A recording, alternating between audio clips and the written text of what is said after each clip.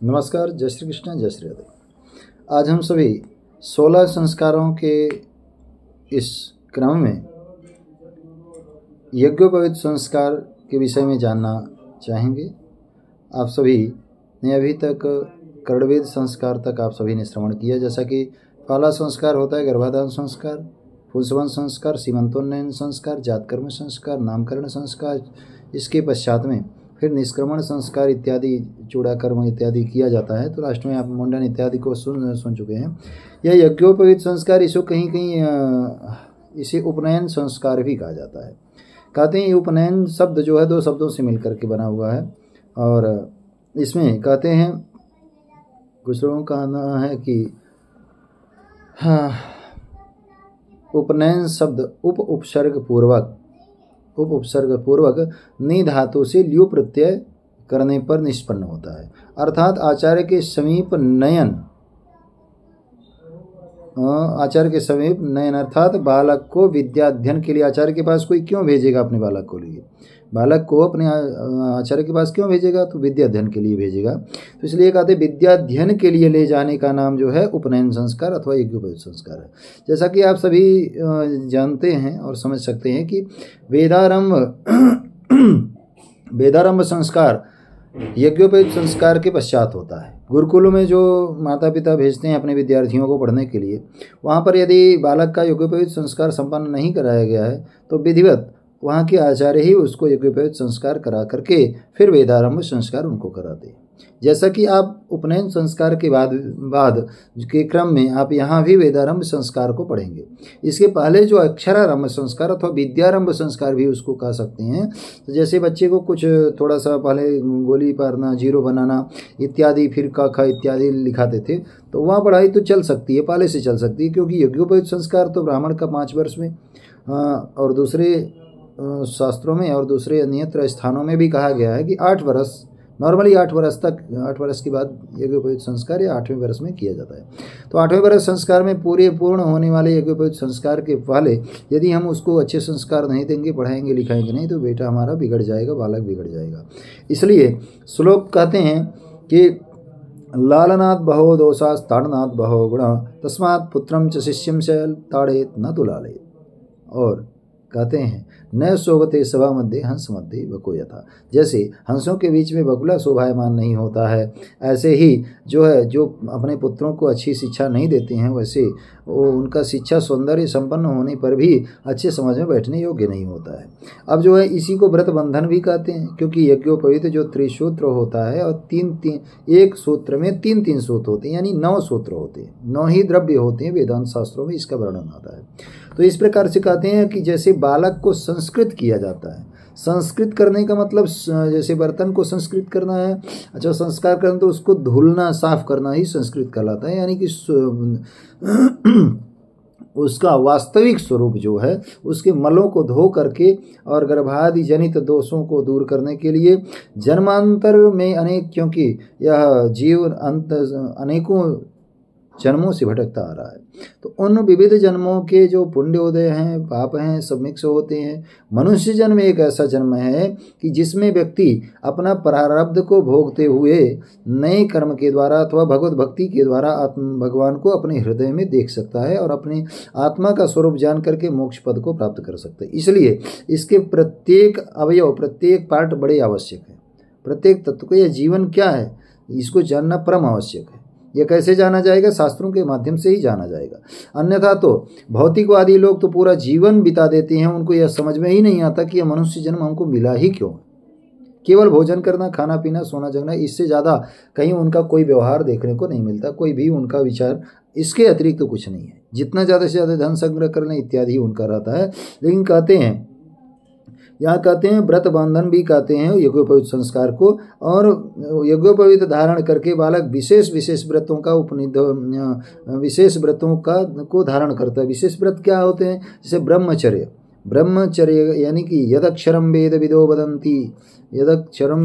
वदन्ति विश्यन्ति यद्यातयो वीतरागः यदि छन्तो ब्रह्मचर्यं चरन्ति तत्त इस पदम संग्रहेण प्रवच्य गीता में कहा गया है। तो कहने के मतलब ब्रह्मचर्य का दो मतलब होता है, एक तो वेद को भी ब्रह्म कहते हैं तो उसका अध्ययन स्वाध्याय इत्यादि होना चाहिए। दूसरा ब्रह्मचर्य का मतलब ये होता है कि किसी भी प्राकृतिक विधि से अपना तेज स्खलित ना हो अथवा वीर्यपात ना हो और किसी स्त्री इत्यादि में हमारा कामासक्त काम भाव ना हो, इसको जो है ब्रह्मचर्य का व्रत कहते हैं। तो ब्रह्मचर्य महाव्रतों में से एक है, ब्रह्मचर्य महाव्रतम ये है। तो इस प्रकार से अब जो है यज्ञोपवीत पहनने के लिए क्यों पहनते हैं, तो कहते हैं तेजस्वी बनेंगे। जब यज्ञोपवीत धारण करिए रहेंगे तो हमको लगेगा कि भाई हमको यज्ञोपवीत हुआ है इसलिए हमें ब्रह्मचर्य का पालन करना चाहिए। उसमें उपदेश दिया जाता है स्त्रियों के बीच में नहीं बैठना है, अपने श्रृंगार नहीं करना, श्रृंगार से दूर रहना है, स्त्रियों के मध्य में बातचीत नहीं करना है, कहीं नहीं बैठना है इत्यादि कठिन व्रतोपवास उसको व्रत इत्यादि धारण कराया जाता है जिससे ब्रह्मतेज बना रहता है। और गायत्री इत्यादि के जप से, स्वाध्याय से, वेद पाठ से, गुरु सेवा शुश्रूषा से यह जो है तेज बढ़ता है। तो यह मंत्र में भी यही बोलते हैं, किसके लिए यज्ञोपवीत इसलिए किया जाता है ताकि यज्ञोपवीत होने से यह सुसंस्कारित हो, सुसंस्कृत हो, शुद्ध हो, वेद का पठन पाठन कर सके, साथ में इसका तेज बढ़े, ओज बढ़े, प्रभाव बढ़े और आयु बढ़े। इसलिए श्लोक में कहते हैं मंत्र में यज्ञोपवीतमसि यज्ञस्य त्वा यज्ञोपवीतेनोपनह्यामि दीर्घायुत्वाय वलाय वर्चसे। एक कौशितकी ब्राह्मण ग्रंथ से यह लिया गया है। अब संस्कारों के क्रम में आगे हम चलते हैं। श्रौत स्मार्त कर्म दोनों का अधिकारी वह तभी हो पाता है जब यज्ञोपवीत संस्कार होता है। कहते हैं मनुस्मृति में भी कहा गया है न हस्मिन् युज्यते कर्म किंचिदामोजि बंधनात्। मतलब मौज बंधन अथवा जो मौज मेखला पहनते हैं, मौज का जो जनेऊ बनाया जाता है उसको मौज बंधन भी कहा जाता है।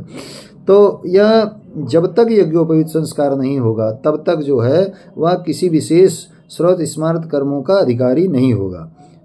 इसलिए अधिकारी बनाने के लिए यह मौज बंधन संस्कार अथवा तो यज्ञोपवीत संस्कार करना परम आवश्यक है। क्योंकि पितृ कार्य, तर्पण इत्यादि, देव तर्पण, पितृ तर्पण, पिंडदान इत्यादि क्रिया जो है पितरों के लिए होता है और देव कार्य, पितृ पूजन इत्यादि जो होता है या संध्या इत्यादि जब यज्ञोपवीत संस्कार होता है तभी होता है। इसलिए यह ब्राह्मणों के लिए, खास करके द्विजातियों के लिए जो कहे गए हैं, ब्राह्मण क्षत्रिय वैश्य, इन तीनों के लिए परम आवश्यक है। जहाँ द्विजातीय तो विपरीत इत्यादि शब्दों का बोध होता है वहाँ ये समझ लेना, वहाँ तीनों वर्गों का बोध मान लेना चाहिए। अब इसके बाद आगे के कहते हैं कि मातुर्यदग्रे जायन्ते द्वितीयं मौजि बंधनात् ब्राह्मण क्षत्रिय विशस्तस्मादेते द्विजा स्मृतः। कहते हैं यज्ञबल की स्मृति में कहा गया है कि पहला जन्म माँ के गर्भ से होता है और दूसरा जन्म कब होता है, जब मौजी बंधन यथवा यज्ञोपवीत उपनयन संस्कार होता है तब द्वितीय जन्म कहते। इसलिए ब्राह्मण क्षत्रिय वैश्य की संख्या क्या है, द्विज है, यानी 2 बार जन्मने वाले होने के कारण द्विज उनकी संख्या कही गई है। और जो है संख्य स्मृति में भी इस बात को कहा गया है कि ब्राह्मण क्षत्रिय वैश्य ये तीनों ही यज्ञोपवीत धारण करने के अधिकारी हैं और इनके नियम को भी उनको समान रूप से पालन करना चाहिए जब तक उनका गृहस्थ में प्रवेश नहीं होता है। गृहस्थ में प्रवेश हो जाने के बाद सबका एक हवन इत्यादि जो अग्नि को पूजते हैं, हवन इत्यादि क्रिया से देवताओं को संतुष्ट करते हैं, वह जो है करना चाहिए। अब आगे के श्लोक में देखिए यहाँ भी द्विजाति संस्कार के विषय में, क्योंकि अनेकों भ्रम उत्पन्न होते हैं, अनेकों प्रकार से लोग वक्तव्य देते हैं, इसलिए यह बताना परम आवश्यक हो जाता है कि भाई क्यों कहाँ लिखा है। तो अब हम आपको जो है ब्राह्मण क्षत्रियों के बारे में कि ब्राह्मण क्षत्रिय वैश्य जनेऊ पहनते हैं, उनका उपयोग होना चाहिए, उपनयन होना चाहिए, कहाँ लिखा है। अब आगे के श्लोक में कहते हैं ब्राह्मणा क्षत्रियोर्वैश्यस्त्रयोर्वर्णा द्विजातयः तेषां जन्म द्वितीयं तो विज्ञेयं मौजि बंधनात्। कहते हैं ब्राह्मण क्षत्रिय वैश्य ये तीनों तीनों वर्ण जो है द्विजाति कहे जाते हैं। क्योंकि तेषां जन्म द्वितीयं तो उनका द्वितीय जन्म कब होता है, विज्ञेयं मौजि बंधनात्, यानी जब मौज बंधन हो जाता है, यज्ञोपवीत संस्कार हो जाता है, तब उसको हमें दूसरा जन्म मानना चाहिए। क्योंकि इस जन्म में दूसरे जन्मों के संस्कार से यह जो शरीर बना है, भोगायतन शरीर बना है, इस भोगायतन शरीर को लेकर के हम सुख दुख को भोगते हैं। लेकिन जब वह गुरु हमको अपना मंत्र दे देते हैं, गायत्री धारण करा देते हैं, सावित्री धारण कराते हैं, तब हमारा जो है आत्मचिंतन मुख्य केंद्र में होता है, धर्म पालन केंद्र में होता है, जिससे इस जो भोगायतन शरीर है इसमें रहते हुए भी हम मोक्ष का साधन कर सकें। इसके लिए जैसा कि कहा गया है, देवता बन करके ही देवताओं का भजन यजन पूजन करना चाहिए, उसी अर्थ में इसको भी मान लेना चाहिए। अब आगे कहते हैं कैसे करना चाहिए। गायत्री मौजीबंधन संस्कार के अंत में द्वितीय जन्म होने पर उनका पिता आचार्य होता है। पहला तो माता पिता जो औरस पुत्र हैं, जिनके जननी हुआ है, जिनके गर्भ से उत्पन्न हुए, अब आचार्य उनका पिता माना जाता है। क्यों? क्योंकि आचार्य ही उनको आगे का मार्ग प्रशस्त करता है।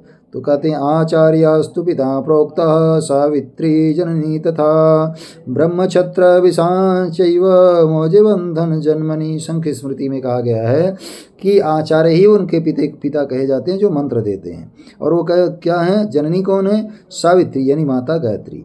इसी के लिए इनका जो सेवन करता है वो उनके लिए कहा गया है कि यह कामधेनु यानी जो मांगो सो देने वाले हैं। और वशिष्ठ जी और विश्वामित्र जी की जब युद्ध परस्पर होता है दोनों का, तो उसमें स्पष्ट देखने को मिलता है कि ब्रह्म तेज के सामने क्षत्रिय तेज निस्तेज हो जाता है।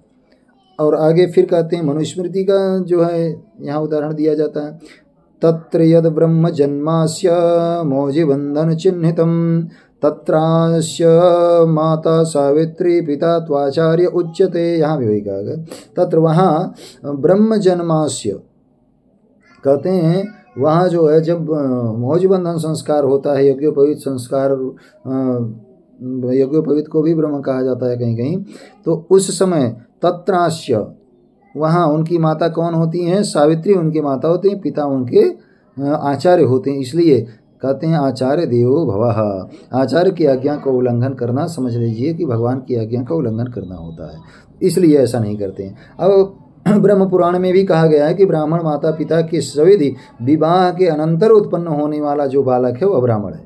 जैसे कि कहते हैं वर्ण कैसा है, जो मान लो, जो वर्ण कर लो वही ब्राह्मण है। लेकिन यहाँ ब्राह्मण पुराण का जो है ब्रह्म पुराण का उदाहरण स्पष्ट है। दूसरे पारस्कर गृहसूत्र में भी कहा गया है कि 10वें 11वें दिन जन्म नामकरण संस्कार होता है, तो ब्राह्मण जो है वो शर्मा लिखे, क्षत्रिय वर्मा लिखे, और वैश्य जो है गुप्ता इत्यादि लिखे। तो यहाँ स्पष्ट होता है जन्म से ही ब्राह्मण होते हैं। और यदि कुल गोत्र संपन्न होकर विद्याध्ययन से भी संपन्न है तो ब्राह्मण विशिष्ट होते हैं, अथवा तो यदि वह सब गुण नहीं है तो पतित ब्राह्मण भी कहे जाएंगे। तो इसलिए कहते हैं कि अब जब वटुक 5 से 8 वर्ष की अवस्था में हो उस समय जो है द्विजन्मा यानी कि ब्राह्मण क्षत्रिय वैश्य का जनेऊ करना चाहिए। इनके लिए समय रखा गया, जैसे ब्राह्मण का कहीं कहीं 5 रखा गया है, वैश्य का क्षत्रिय का 7 रखा गया है, और वैश्य का जो है या 8 या 9 भी कहा जा सकता है, गर्भ से जोड़ करके अथवा तो जन्म के बाद से भी जोड़ते हैं, दोनों प्रकार की विधा है। अब जो है वेद ज्ञान होने से इनको विप्र कहा जाता है, ये विप्र कहा जाता है। और यह तीनों देखिए बहुत ध्यान देने योग्य बात है। कहते हैं यज्ञोपवीत संस्कार जब होता है तो उसको द्विजन्मा को द्विज कहा जाता है। इसके बाद जब वह वेद अध्ययन तथा अग्नि यज्ञाग्नि रूप धर्म कार्य आदि करने लगता है का अधिकारी हो जाता है, यानी हवन इत्यादि करने का अधिकारी हो जाता है होता है वेद ज्ञान प्राप्त कर ले और उपरोक्त तीनों तो जो है विप्र कहा जाता है। वेद ज्ञान प्राप्त कर ले तो विप्र कहा जाता है। यदि हवन पूजन भी कर रहा है, वेद अध्ययन भी कर रहा है, और जो है यह उपरोक्त सभी कर्मों को कर्म कर रहा है, तो वह जो है क्या कहता है? श्रोत्रिय कहा जाता है। इसीलिए श्रोत्रिय ब्रह्मनिष्ठ, तो श्रोत्रिय गुरु के पास जाना चाहिए, ऐसा कहते हैं। अब यहाँ देखिए कहा गया है वो कितना भ्रम कितना सत्य, इसको आप स्वयं अपने कानों से सुने। कहते हैं जन्म से सभी जो है ब्राह्मण होते हैं। ब्राह्मण जन्म, जो ब्राह्मण शरीर से जन्मे हैं वो ब्राह्मण है। कैसे हैं? जन्मना ब्राह्मणो गेयः संस्कारैर्द्विज उच्यते विद्या वापि विप्रत्वं त्रिभिः श्रोत्रिय उच्यते। जन्म से ब्राह्मण होता है, जन्म जो ब्राह्मण माता पिता से हुआ वह ब्राह्मण उसको जानना चाहिए। संस्कार जब द्विजाति संस्कार हो गया, यज्ञोपवीत हो गया, तो वो जो है द्विज हो गया। और विद्या वहाँ पे विप्रत्वम, जब विद्या हो प्राप्त कर लिया वेद विद्या, तो वह विप्र हो गया, विप्रत्व को प्राप्त हो गया। और तीनों उपरोक्त हो गए। ये ब्राह्मण शरीर में जन्म लिया है और यज्ञोपवीत संस्कार हो गया है, वेद अध्ययन भी कर लिया, तो श्रोत्रिय कहा जाता है, द्विजन्मा इसको कहते हैं।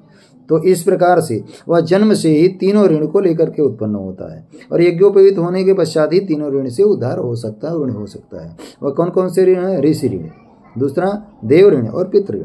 ऋषि ऋण से मुक्त होने के लिए जो है यजन पूजन करना चाहिए। यजन पूजन आदि से जो है ऋषियों का ब्रह्मचर्य का पालन करके, तपस्या का पालन करके ऋषि ऋण से उद्धार हो तो ऋण होते हैं। यजन पूजन देवताओं का करके वह ऋषि देव ऋण से मुक्त होते हैं। और गृहस्थ धर्म का पालन करते हुए अपने संतानों को उत्पन्न करने से पितृऋण से उद्धार होते हैं। उसके बाद इतना करने के बाद 50 से जब ऊपर होते हैं तो उनको वानप्रस्थ लेने का अधिकार है, उसके पहले वानप्रस्थ लेने का अधिकार नहीं है, ऐसा शास्त्र कहते हैं। अब इसमें यम नियम इत्यादि का ध्यान देना चाहिए। वच्य भच्य सदाचार शौचाचार और जो है हर प्रकार के ब्रह्म संस्कार, किस प्रकार से हमारे ब्रह्म वर्चस्व की रक्षा हो, इसको हमें हमेशा ध्यान देना चाहिए। अब जो है कहते हैं उपनयन संस्कार के संबंध में इसका क्या वर्ष में होना चाहिए, इसके विषय में कहते हैं अष्टवर्षम ब्राह्मण मुपनयेद गर्भाष्टमी वा, मतलब जन्म से 8वें वर्ष में ब्राह्मण का जन्म होना चाहिए, ब्राह्मण बालक का। अथवा गर्भ का समय जोड़ करके भी 8वां वर्ष होता है तो भी हमें जन्म 11वें जन्म संस्कार के जन्मांत के अनंतर जो गर्भ का समय जोड़ करके भी 8वां होता है तो यज्ञोपवीत संस्कार करते हैं। 11 वर्षम राजन्यम, मतलब 11 वर्ष का जब होता है उनके लिए भी जो है गर्भ से अथवा तो जन्म से 11 वर्ष जोड़ना होगा। तो यह यज्ञोपवीत संस्कार किसका होता है? क्षत्रिय का होता है। 12 वर्षम वैश्यम, यह पारस्कर गृह सूत्र का सूत्र है कि 12वें वर्ष में जो है किसका होगा? यह होगा वैश्य का। यही मनुस्मृति भी दूसरे अध्याय के 36वें श्लोक में कहते हैं, गर्भाष्टमेब्दे कुर्वीत ब्रह्मणस्योपनायनम गर्भादेकादशे राज्ञो गर्भात्तो द्वादशे विषः। कहते हैं गर्भ से अष्टमी ब्राह्मण बालक का यज्ञोपवीत होना चाहिए और क्षत्रिय का जो है यह 11वें वर्ष में होना चाहिए और 12वें वर्ष में वैश्य का होना चाहिए। यह समय निश्चित समय का निर्धारण है। और यदि मान लीजिए उक्त समय में नहीं हो पाया तब क्या करना चाहिए? अषोडशाद् वर्षाद् ब्राह्मणस्यान्नतीतः कालो भवति आद्वाविंशद्राजन्यस्य आचतुर्विंशद्वयस्य। कहते हैं पारस्कर के सूत्र में ही कहते हैं कि मान लीजिए 8 वर्ष में नहीं हुआ तो ब्राह्मण का 16 वर्ष के अंदर कर लेना चाहिए, है ना। तो इस प्रकार से और फिर जो है जो यह है और वैश्य इत्यादि जो है वो 22 वर्ष के अंदर कर लेना चाहिए। उसके बाद यदि करते हैं तो यज्ञोपवीत का कोई मतलब नहीं रह जाता है ना। उसके बाद कोई महत्व नहीं रह जाता है। कहते हैं यदि उपनयन में ये जो मुख्य काल है यानी 8 से 12 वर्ष तक के ब्राह्मण क्षत्रिय वैश्य के लिए हैं और उसके बाद में जो है 16 से 22 वर्ष का समय है। इसमें भी यदि नहीं कर पाते हैं तब क्या करना चाहिए? देखिए लिखा गया है, आषोडशाद् ब्राह्मणस्य सावित्री नाति वर्तते। 16 वर्ष के अंदर यदि ब्राह्मण का यज्ञोपवीत संस्कार नहीं हुआ, अद्वाविंशात् छत्रबंधो राचतुर्विंशतेर्विषः, मतलब 22वें वर्ष में वह क्षत्रिय का नहीं हुआ और 24वें वर्ष के अंदर वैश्य का नहीं हुआ तो यह मुख्य काल गौण काल बीत जाने पर फिर जो है उसके लिए प्रायश्चित करना पड़ता है। कहते हैं मुख्य काल गौण काल के निकल जाने पर वह बालक पतित सावित्री कहा जाता है। पतित सावित्री कहा जाता है। अर्थात यज्ञोपवीत समय पर ही होना चाहिए, क्योंकि जब तक हमारा ब्रह्म तेज हमारे अंदर है, तेज हमारा कहीं स्रवित नहीं हुआ है, हम जो है देवताओं का यजन पूजन करने की मुख्य धारा में, मुख्य समय में जब है उस समय हमने पूजन नहीं किया तो उस पूजन का कोई मतलब नहीं रह जाता। जैसे सूर्य के आने से ही, सूर्योदय होने से ही जो अर्घ देने का विधान है, वही अर्घ का विधान यदि 1 घंटे 2 घंटे बाद दिया जाए तो प्रायश्चित के साथ उनको अर्घ देने का विधान है। इसीलिए कहते हैं अब सवित्री पतित कहते हैं। पहला अगर वर्ष बीत जाता, गौण या मुख्य काल दोनों बीत जाता है, तो पतित सावित्री अथवा सावित्री पतित कहते हैं, अथवा व्रात्य भी कहते हैं। जैसे भागवत में अनेकों 2-3 बार आया है ये व्रात्य शब्द का प्रयोग। तो इस प्रकार से वो व्रात्य कहलाते हैं, यानी व्रत को नष्ट करने वाले कारक कहे जाते हैं। और यह गर्हित और निंदित हो जाते हैं, पतित तो यानी गर्हित अथवा निंदित हो जाते हैं, निंदा के पात्र हो जाते हैं। तो इसलिए प्रायश्चित के लिए इनके विषय में क्या कहा गया है, अनादिष्ट प्रायश्चित करके संकल्प करके इनका संस्कार की योग्यता प्राप्त करना चाहिए। गोधन इत्यादि से इनका जो है शुद्धि करना चाहिए, और जो है व्रतस्तोम प्रायश्चित करके इनका उपनयन संस्कार करना चाहिए। और इसके पश्चात में भाई उसके बाद कहते हैं कैसे करना चाहिए भाई, जैसे अपने कुल संस्कार में, कुल गोत्र में होता आया हो। तो कुल गोत्र में यदि प्राचीन परंपरा से हम लेंगे, आधुनिक ये 10-20 वर्षों का या 50 वर्षों के पहले का लेंगे, तो हमें वही मिलेगा जो सत्य होगा और तथ्य होगा। यहाँ बीच के जो इधर के समय हैं इसमें काफ़ी भ्रमित हो रहे हैं सभी लोग, क्योंकि भौतिकता के प्रति आकर्षित होने के कारण इनकी बुद्धि प्राय लुप्त प्राय हो रही है। तो अभी देखेंगे, कहते हैं यथा मांगलम सर्वेशाम, कहते हैं कि 10वें कैसे उपनयन की सीमा काल कैसे हैं, 9वें के अंदर होना चाहिए, 10वें, 11वें, 12वें, 13वें, 14वें अथवा 15वें वर्ष में भी यज्ञोपवीत संस्कार का विधान अपने कुल परंपरा के अनुसार कर लेना चाहिए। अब जो है कामना परक के लिए ब्राह्मण यदि जो ओजस्वी होना चाहे तो उसको जो है कब करना चाहिए, 5वें वर्ष में करना चाहिए। अगर विद्वान बनना है, ब्रह्म तेज से संपन्न बनाना है तो 5वें वर्ष में करना चाहिए। और क्षत्रिय यदि सब गुण संपन्न हो, बलवान हो, तो उसको 6वें वर्ष में करना चाहिए।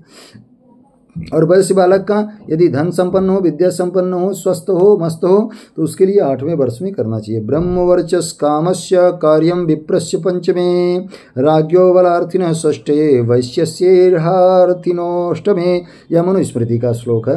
तो इस प्रकार से हर बात का प्रमाण यहाँ देते हुए शास्त्रकार कहते हैं उपनयन संस्कार जो है यह समावर्तन संस्कार के पहले तक वह मोजी बंधन पहनना चाहिए। अभी वर्तमान में जो यज्ञोपवीत संस्कार होता है साथ में उनका समावर्तन संस्कार भी हो जाता है, इसलिए क्योंकि अब संस्कार अपने अंतिम सांस ले रहे हैं। समाज में देखा जाता है केवल ब्राह्मण का यज्ञोपवीत होता है, वो भी समाज के लोक लाज के भय से। कितने लोगों का तो ऐसे होता है कि जब विवाह संस्कार नज़दीक आ जाता है, विवाह होना है, तब उनका यज्ञोपवीत संस्कार होता है। और क्षत्रिय भाइयों में उनका यज्ञोपवीत विवाह के दिन ही होता है। तो यह जो है धीरे धीरे लुप्त प्राय हो रहा है, इसलिए पुनः जगाने का हम एक नया पहल करें। तो आइए मिलकर के हम सब जो है इसको आगे बढ़ाएं। आगे कहते हैं सदोपवीतिना भाव्यम सदावद्ध शिखेन च विशिखो विपवीतस्य यत् करोति न तत्कृतम्। कहते हैं कि अर्थात जिसका यज्ञोपवीत जिसने धारण नहीं किया, सदैव यज्ञोपवीत जो धारण नहीं किया हुआ है, जो शिखा में ग्रंथि है, जो शिखा है ना हमारी, शिखा में ग्रंथि लगाने का विधान है। देखिए ये शिखा में जो ग्रंथि लगाई जाती है, ग्रंथि अगर नहीं लगी है तो यह यज्ञ जो है, यह कोई भी क्रिया जो हम करते हैं उसके करने का कोई फल नहीं होता है। कहते हैं यत् करोति न तत्कृतम्, जो करते हैं उसका कोई फल नहीं होता है यदि हम नियम से नहीं करते हैं। वास्तव में यदि धान के समय में हम गेहूं लगाएंगे तो बिल्कुल नहीं होगा। वैसे ही अगर लाइट के तार को गलती से अलग जोड़ेंगे तो भी हमारा जो है वो लाभ नहीं होगा, बल्ब नहीं चलेगा, पंखा नहीं चलेगा इत्यादि। तो इस प्रकार से नियम का विशेष ध्यान रखने से ही सत्व संपन्न ओजस्वी प्रभावी बालक होते हैं। अब जो है स्मृतियों में, स्मृति प्रकाश में भी इस ब्रह्म सूत्र के सूत्र नाम की सार्थकता के विषय में बताया गया है कि ब्रह्म जो यज्ञोपवीत है उसकी आवश्यकता बांधना इत्यादि क्या है। तो कहते हैं सूचनात् ब्रह्म तत्वस्य वेद तत्वस्य सूचनात् तत्सूत्रमुपवीतत्वाद ब्रह्म सूत्र मिति स्मृतम। कहते हैं द्विजाति को ब्रह्म तत्व और वेद ज्ञान की सूचना देता है यह। यज्ञोपवीत पहने हैं तो हमको लगते हैं हाँ अरे हमें वेद ज्ञान है, वेद ज्ञान का अध्ययन करना चाहिए, हमें जो है भगवान के प्राप्त करना चाहिए, ब्रह्मसूत्र इत्यादि ग्रंथों का अध्ययन करना चाहिए। ब्रह्म को प्राप्त करने के लिए इसको धारण किया जाता है, इसलिए ब्रह्मसूत्र भी इसको कहते हैं। और तभी ब्रह्म तेज आता है जब उपयुक्त क्रिया किया जाता है। और यज्ञोपवीत करने के लिए अगर मान लीजिए यज्ञोपवीत हमारा कहीं शुद्ध हो गया है, प्रत्येक 4 महीने में बदल ही लेना चाहिए, क्योंकि पुराना हो जाता है। और नहीं तो जैसे ग्रहण लगा हुआ है, ग्रहण के मोक्ष के पश्चात भी हमें यज्ञोपवीत चेंज कर लेना चाहिए। साथ में यदि हमारा किसी कारण से शौच इत्यादि में गए और शौच इत्यादि में जाने के पश्चात हम भूल गए, कान पर अपने नहीं लगाए, तो भी हमें यज्ञोपवीत बदल देना चाहिए। और यदि किसी कारण से उसके धागे टूट गए तो भी हमको यज्ञोपवीत बदल लेना चाहिए। अर्थात इसके अलावा वस्त्र निकालते समय कदाचित सिर से बाहर निकल जाए तो भी यज्ञोपवीत हमें बदल लेना चाहिए, क्योंकि वह अशुद्ध मान्य हो जाता है। यदि हमारे जो है बाएं दाहिने कान के नीचे रहता है जनेऊ, यदि बाएं कंधे के नीचे जनेऊ चला जाए या कमर में चला जाए तो भी उसको दूसरा यज्ञोपवीत पहनने की विधा है। अब यज्ञोपवीत 3 प्रकार से होता है। यज्ञोपवीत 3 प्रकार के कैसे होते हैं? पहला तो होता है सभ्य, जैसा हम पहनते हैं, और अपसभ्य यानी उल्टा, अभी तो दाएं कंधे पे है, फिर अभी तो बाएं कंधे पे है, फिर दाहिने कंधे पर हो जाएगा तो वह अपसभ्य हो जाएगा। और दूसरा मालाकार। मालाकार कब किया जाता है? जब सभी अपसभ्य को ध्यान रखते हुए पितृ कर्म करते हैं, तभी अपसभ्य और मालाकार की जरूरत पड़ती है। इसके अलावा जब हम गृहस्थोचित व्रत का पालन करते हुए मैथुन इत्यादि क्रिया करते हैं तो भी हमें मालाकार यज्ञोपवीत पहनना चाहिए। तब ऐसे में यज्ञोपवीत जो है अशुद्ध नहीं होता है। तो इस प्रकार से कहते हैं। अब ब्रह्मचारी के विषय में अनेकों प्रकार से कहते हैं, जैसे हमने पहले की बताया। कहते हैं मलमूत्रे त्यजेत विप्रो विस्मृत्योपवीत धृक् उपवीतम तदुत्सृज्य धार्यमन्नम दत्ता। आचार्येन्दु का यह कथन है। कहते हैं कि मलमूत्र विसर्जित करते समय यदि यज्ञोपवीत हम काने पर लगाना भूल गए, क्योंकि कान में कई देवता निवास करते हैं और वहाँ रहने से यहाँ जो छोटी नसी जो हमारे आकर के पूरे शरीर को टच कर मूलाधार से होकर के जाती है, तो यह नस हमारे उसके कंट्रोल में रहे, जिससे मलमूत्र त्याग करते समय वीर्यपात इत्यादि ना हो और हमारे उत्तेजना इत्यादि नहीं आवे। दूसरे शब्दों में कि यज्ञोपवीत अशुद्ध न हो, क्योंकि वहाँ आकाश इत्यादि देवता निवास करते हैं। ऐसे में वहाँ जो है हमें कान पर लपेटने का विधान है। और मान लीजिए सूतक लग गया है तो क्षौर कर्म जब होता है तब जो है यज्ञोपवीत बदल लेना चाहिए। अब नारायण संग्रह का कथन है, सूत के मृत के क्षौरे चांडाल स्पर्शने तथा रजस्वलासवस्पर्शे धार्यमन्यन्नवम तथा। मतलब सूतक पड़ने पर, मृतक के स्पर्श कर लेने पर, मृतक की स्पर्श हो जाए, कोई मरा हुआ व्यक्ति स्पर्श कर लिया जाए, क्षौर यानी बाल पूरा मुंडन किया जाए, ऐसे में जो है चांडाल कोई स्पर्श कर ले, ऐसी स्थिति में भी हमें यज्ञोपवीत को बदल देना चाहिए। रजस्वला स्त्री का स्पर्श कर लिए, 100 का स्पर्श कर लिए तो भी हमें नया यज्ञोपवीत धारण करना चाहिए। उपाकर्मणि चोत्सर्गे सूतक द्वितीये तथा श्राद्धकर्मणि यज्ञातौ शशिसूर्यग्रहेऽपि वा नवयज्ञोपवीतानि धृत्वा जीर्णानि च त्यजेत।